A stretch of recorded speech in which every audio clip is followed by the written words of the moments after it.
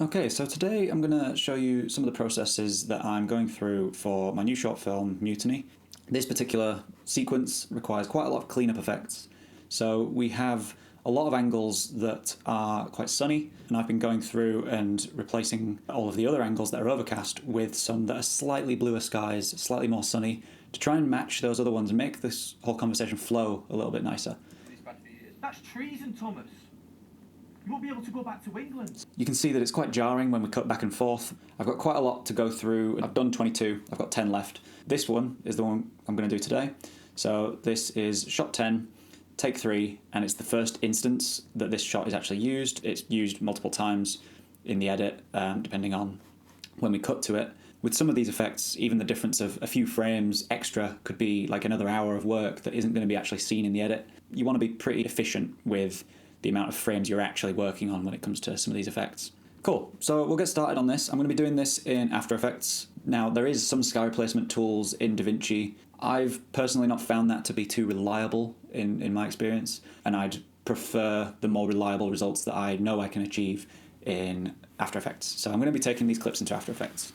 So first off, I need to find this clip. This is shot 10, take 3. I'm just going to open this in my media browser here. So this is the actual take that we're using today. I'm just going to drag that footage in. So this is our full run through of this whole sequence of dialogue. So we need to be specific about finding the moments that we actually need. I'm going to do that using the source timecode. So if I go back to DaVinci here, I can find the moment at which the clip starts and ends. I could either do this through the index, so I can find this clip, which is down here. I can also do this by making sure that this timecode up here is set to source timecode. I think by default it's set to the record timecode, but if you set it to source timecode and then scrub to the first frame, you can use snapping to help you. And then this timecode is our start timecode of the actual footage, and then the last frame, then that's our ending timecode there. So we're going to go into After Effects. We're going to bring this onto a new composition. Now this is dragged on, obviously, the whole clip. This is the entire take. So we need to get that timecode information. So I'm going to go in here, I'm going to find that opening timecode, I'm going to copy that and paste it down here, press enter. I'm then going to press B on the keyboard, and this sets the in point. Then we can go and find our end timecode as well, copy that, I'll paste that in here as well, and that should be our final frame. I'm going to press N there. So that means this little region here now is our actual take that we're using right here. Treason, Thomas. Cool.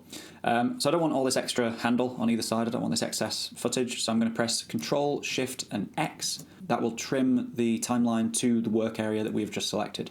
So now we can only see the area in which we're actually going to be working. Now, this was shot in C-Log. We have a very temp grade, and we also have the color space transforms set up. I want to get that to a similar kind of place in here, and I want to work in that color space that I know it's going to be viewed in the final edit. So I'm going to make a new adjustment layer. You can either do this by right-clicking, going up to New and going to Adjustment Layer here, or you can press Control-Alt-Y, and that will create an adjustment layer here. It will also add it to a solids folder up here.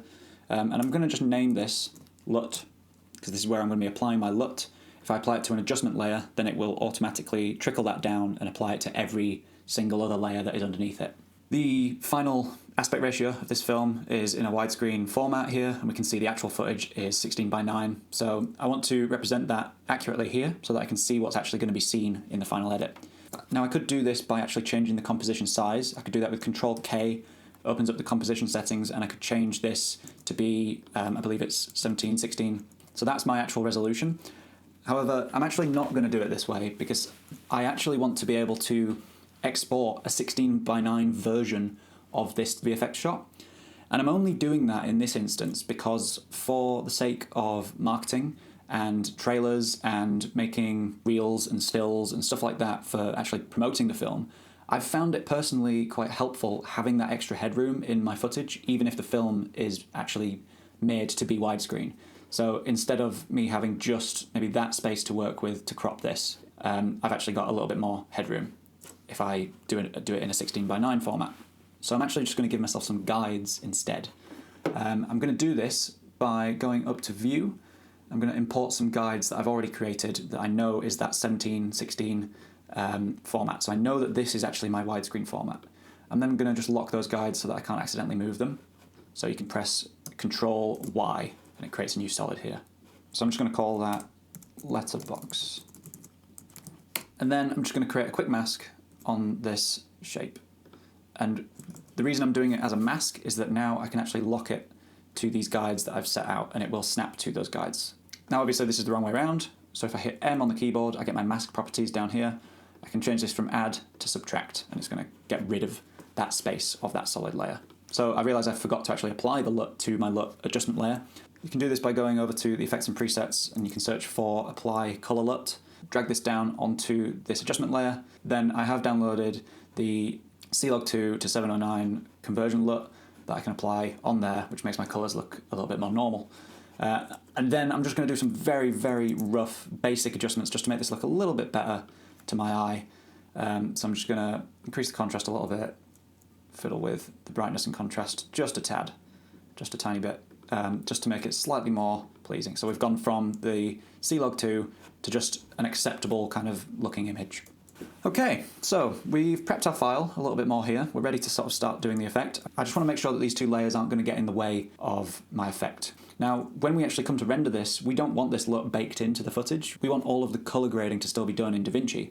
So we don't want this to render, and we also don't want this letterbox to render. That's just for me to preview what it's going to look like, but I still want that headroom in the actual export. If I right-click on both of these and go up to Guide Layer, and that means that when we hit render, these layers will be both ignored, but it means that they both stay visible as I'm working on the shot. And then I'm also going to lock these two layers so I can't accidentally manipulate them instead. I've got just the footage that I can actually move itself.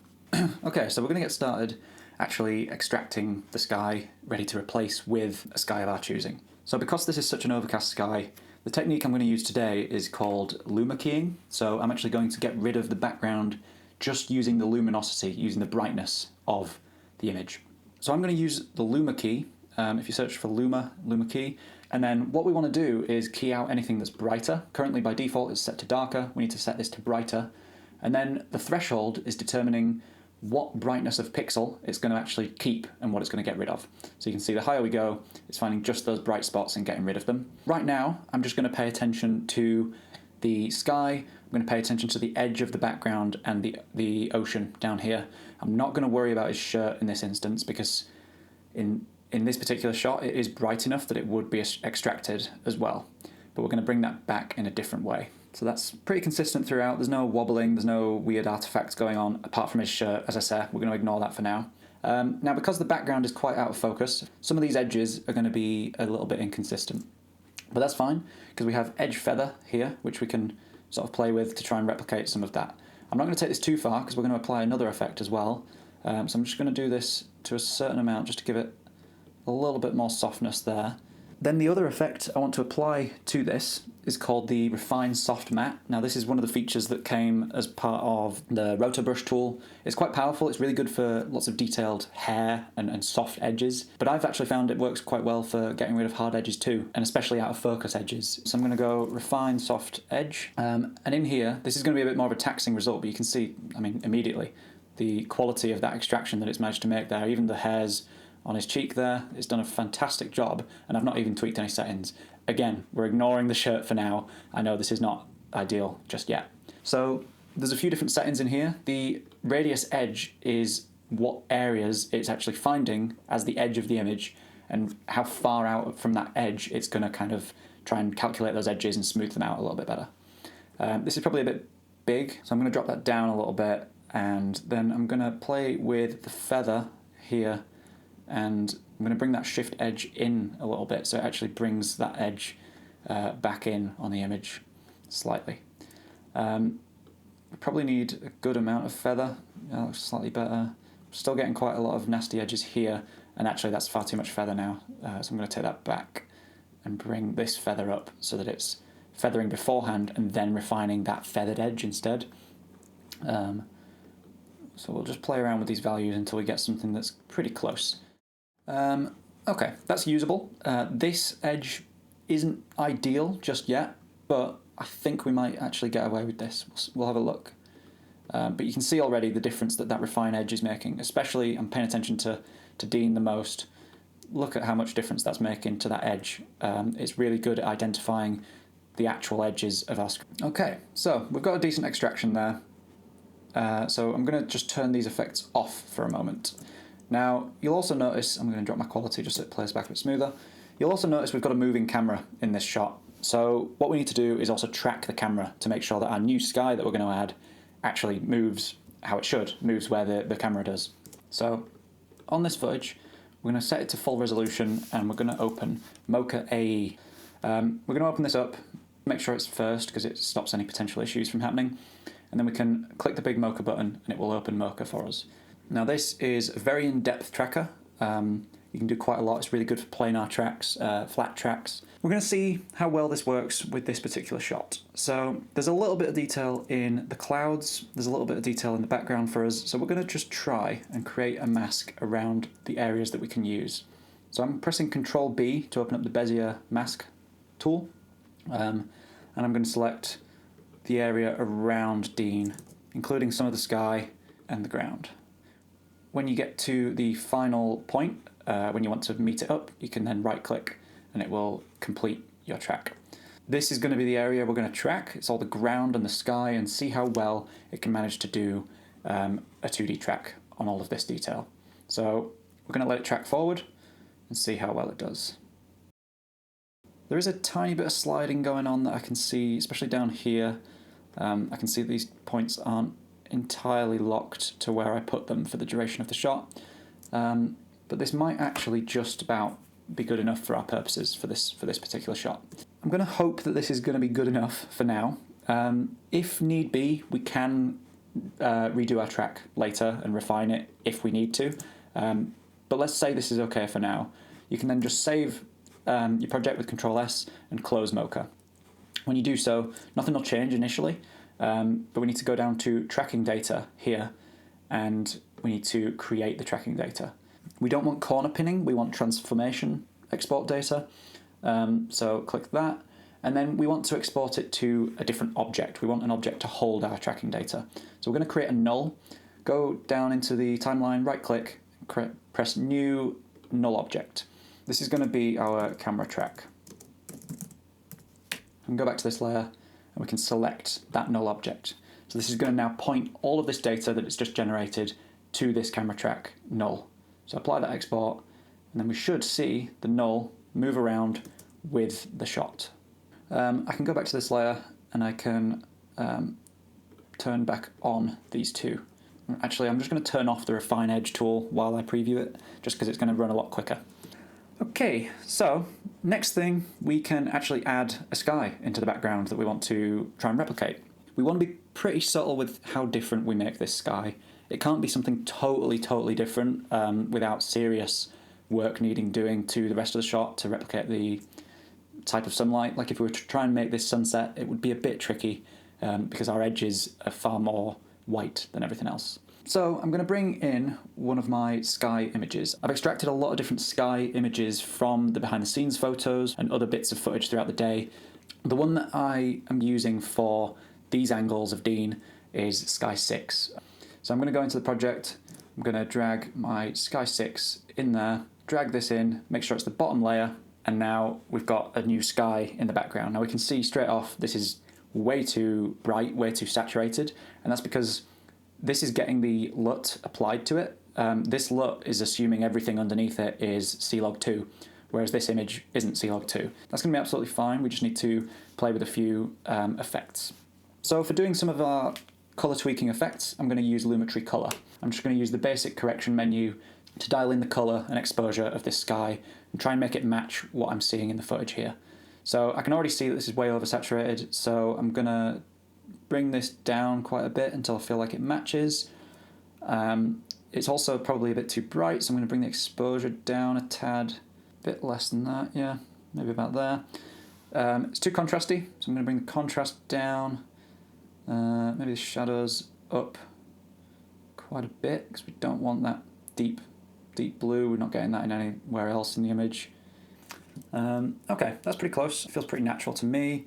Now, something obviously feels a bit off with this. This sky feels far bigger than we're seeing. I think we're on a 50mm lens for this bit, and and this sky looks like it was taken far wider. So we need to scale this up to make sure it feels a bit more natural. So I'm going to go down to the sky layer, press S on the keyboard, and then open up the scale menu and scale that up quite a bit.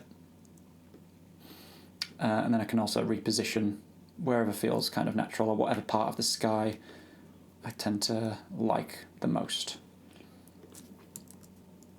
Okay, that feels alright to me.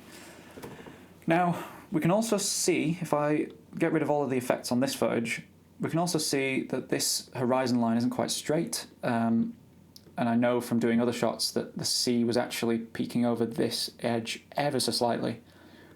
So I also need to slightly rotate my sky in the background. I can do that by pressing R on the keyboard. And I'm just going to rotate it by a couple degrees, possibly 2. Make sure it lines up with that bit of the sea back there. And then it's just poking over the edge there, so that feels pretty natural to me. Yeah, that looks fine. Cool. And then the other big tell here is that this sky and this ocean is really sharp, whereas our footage in the background is out of focus. So we need to apply some blur to this. We've got camera lens blur that we can use. It is a little bit of a taxing blur, but it's the most accurate. And then we just need to dial up the amount. So I think this needs to go up quite a bit more. Maybe not that much.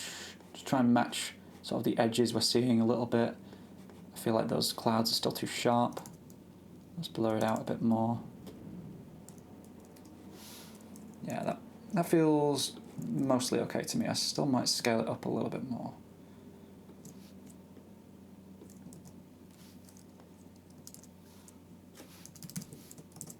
Okay, that feels decent. I also then want to add a slight bit of grain, a slight bit of noise to the sky as well. We can see in the footage we are getting a little bit of noise. Even the best cameras, we always have a little bit of noise in there somewhere. So I'm also going to add a tiny bit of noise to my sky image as well. So just search for noise in there, and then I'm just going to dial this up by maybe 1%, maybe 2%. 2% feels fairly similar to me there. Okay, so we are getting somewhere here. This is already looking like a much prettier sky to this image. However, currently, this isn't actually attached to our footage. If we drag around, that sky is staying exactly where we put it on that frame, and it's not sticking to that track data that we created. So I can do this from the parent and link settings.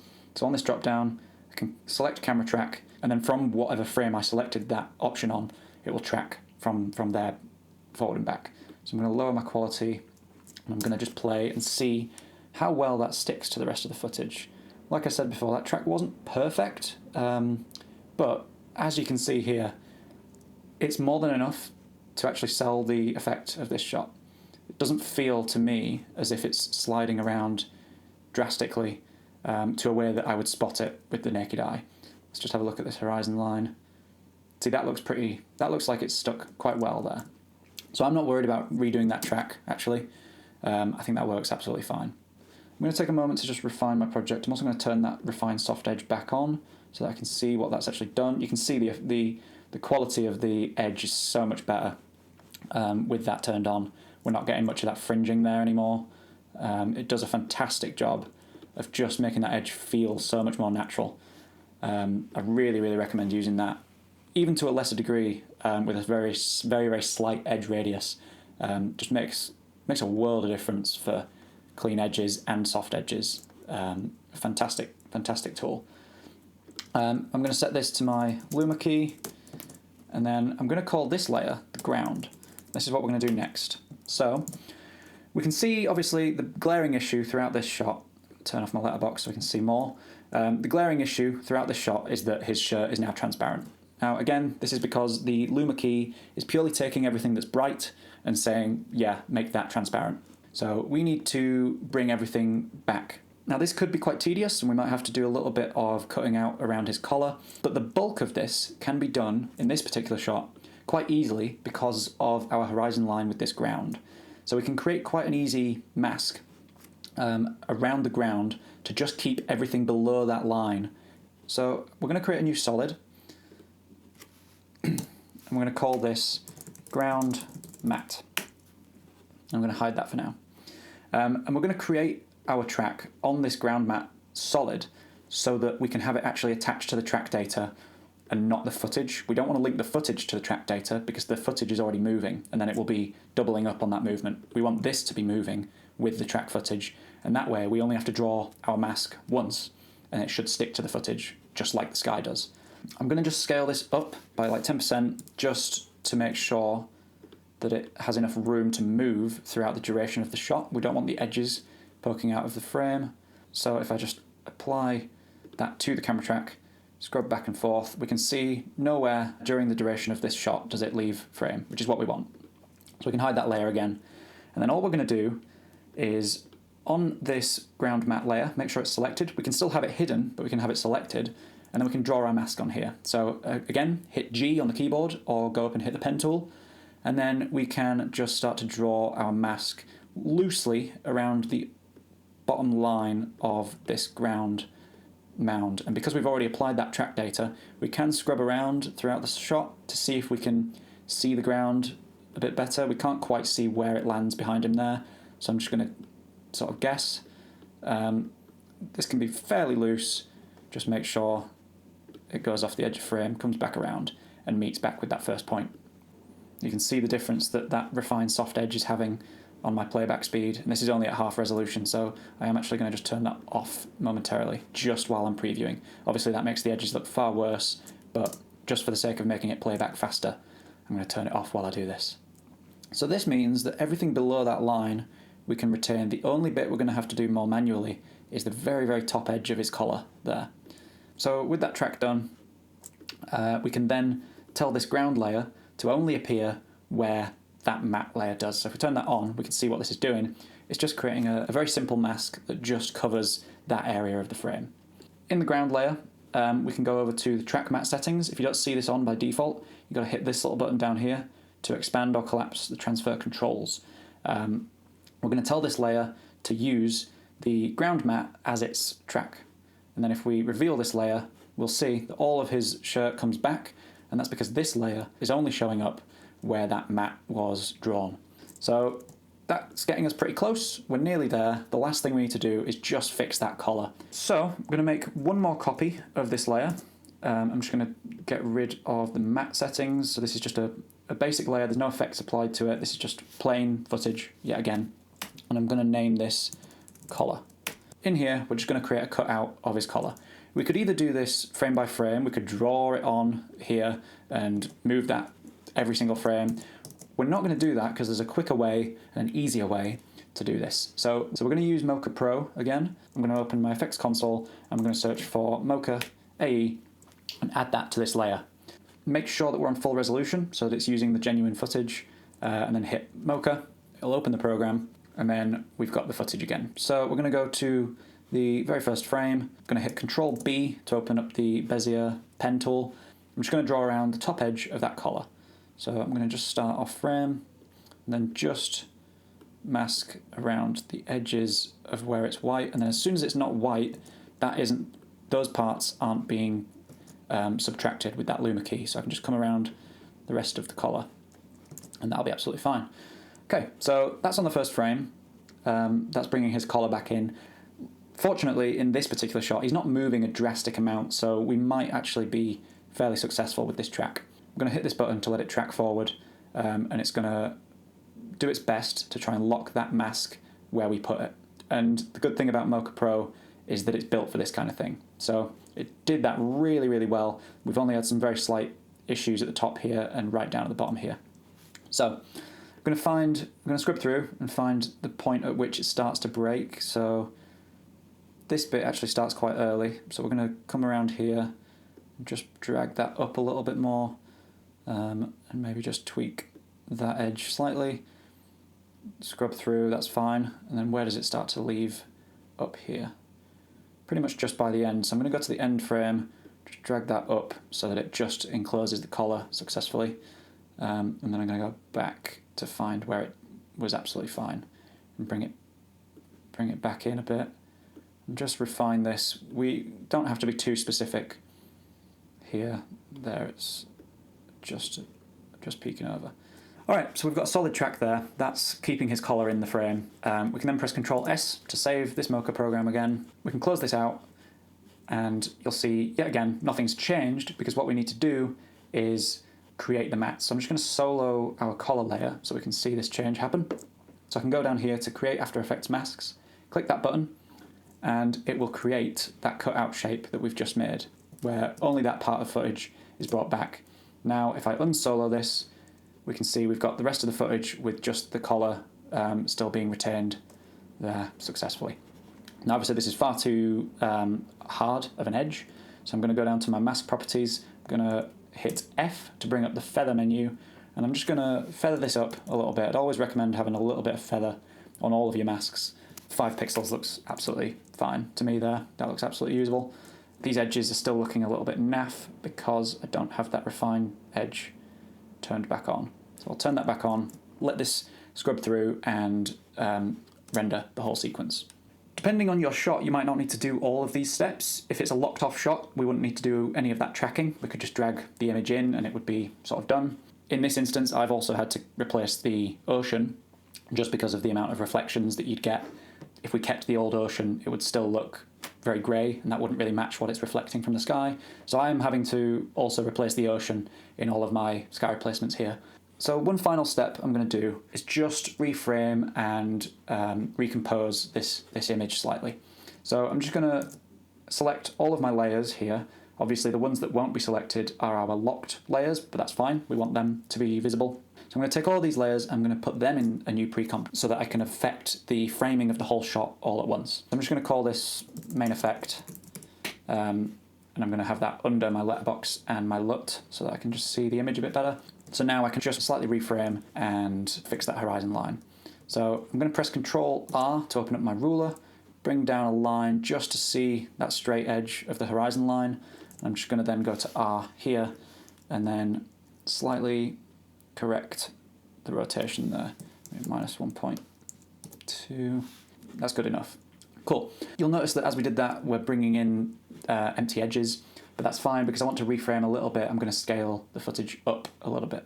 So I can scale this up a little bit, reframe ever so slightly over to this side of frame, just so that he feels a little bit more natural in the framing there, just slightly pushed over to the right-hand side of frame rather than in the middle, creeping over to the left here. So that feels a lot more natural to me, keeps that screen direction for the duration of this conversation.